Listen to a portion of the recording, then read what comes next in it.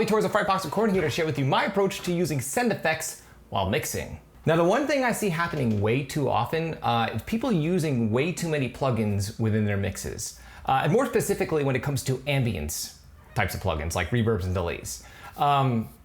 A lot of times when people send me stuff to mix, I'll open up the session and there'll be like, 50 reverbs happening on multiple tracks and a ton of delays happening on, if there's a lead guitar, that track will have a delay. If there's a second lead guitar track, it'll have the exact same delay copied over to it with the same settings. And it's just not necessary. Now, when it comes to effects like these, I truly believe that working within your DAW as if it were an analog console is the way to go. And what I mean by that is utilizing send and return effects. Now, I'll get more into the specifics of the routing in a second, but first I'm gonna play a bunch of sections of this song. It's a heavier song that has a bunch of different stuff going on. If you look, you have your typical drum setup, 2 bass tracks, rhythm guitars, 2 lead tracks, and a bunch of vocals and some synths, right?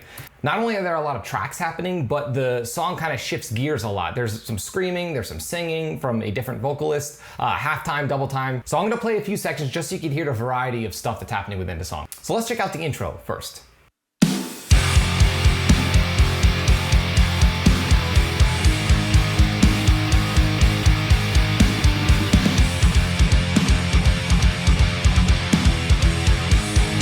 Okay, so that was the intro. Now I'm gonna play part of the verse into the chorus. Let's check this out.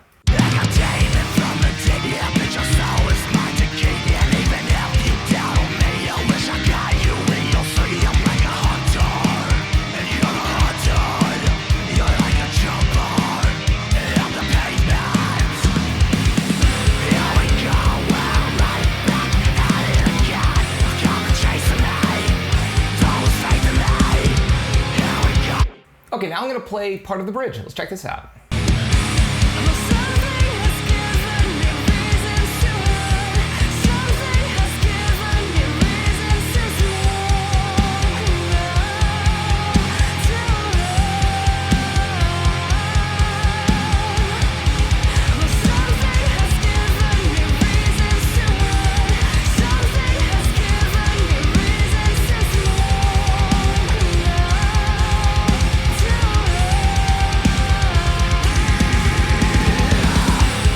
So as you can tell, stylistically, there's some different stuff happening. There's some screaming, there's some female clean vocals happening, there's some halftime, there's some double time. So there are multiple ambient effects happening at once, right? And they're timed to the music. So now, again, what I see happen a lot is people will stick, delay plugins directly on vocal tracks. Now, I'm not saying that this is incorrect or wrong. There really is no right or wrong.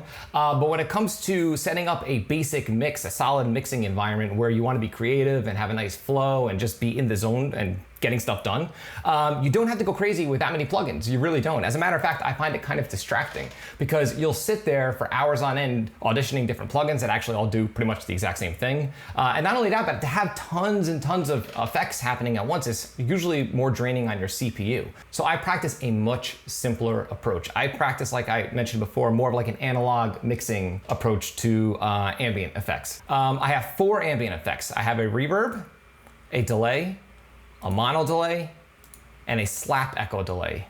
That is all. In the entire session, those are my only ambient effects happening. And multiple instruments are sharing these effects. So if we go through each channel, right? So my bass, there's no sends. My rhythm guitars, there are no sends. My lead guitars are being sent to that delay, right? This delay right here.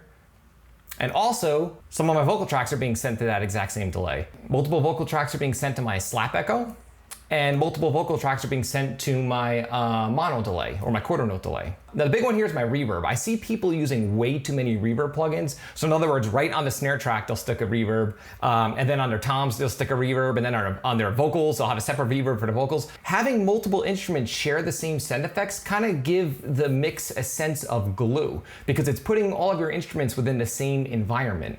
And engineers back in the day would practice the same approach, mainly because they had no option. I mean, in the studio, they may have a handful of reverb processors or a handful of delay processors, and they can only use so many at once. And an awesome byproduct of this limitation that they would have back in the day would be that their mix would have a sense of cohesion because they were sharing the exact same ambient effects. And this is something that can be easily lost in the digital domain because we have an infinite amount of plugins that we can stick on any given track at any time. Now, I know most of us musicians and engineers are gear nuts and we love tinkering with things and we love trying out new toys, but it's a trap. Now, more specifically, when you're in an all digital environment like a DAW, you could sit there messing around with plugins forever. I know, I used to do it.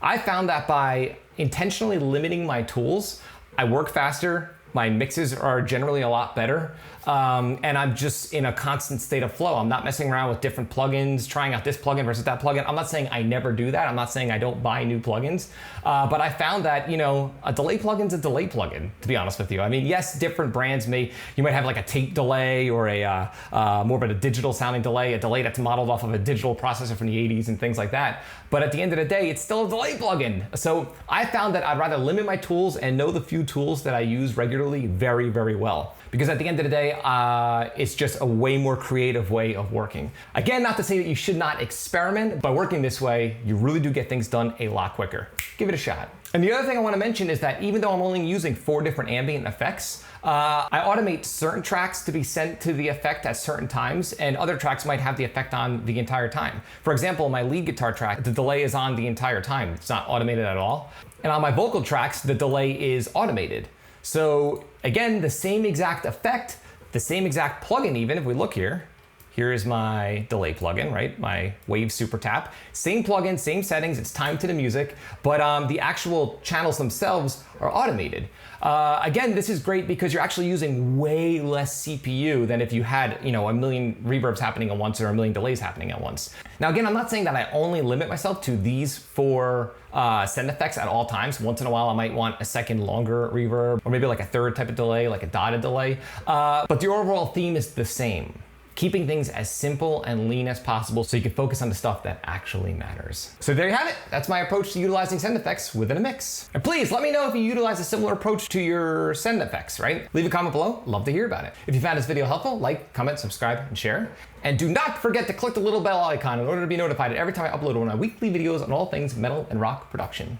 You can like and follow me on Facebook and Instagram. Links are in the description below. And you can download my free quick EQ guide. There is a link in the description. It contains all of my EQ settings that I always go back to whenever starting a mix, so be sure to download it. Until next time, happy mixing.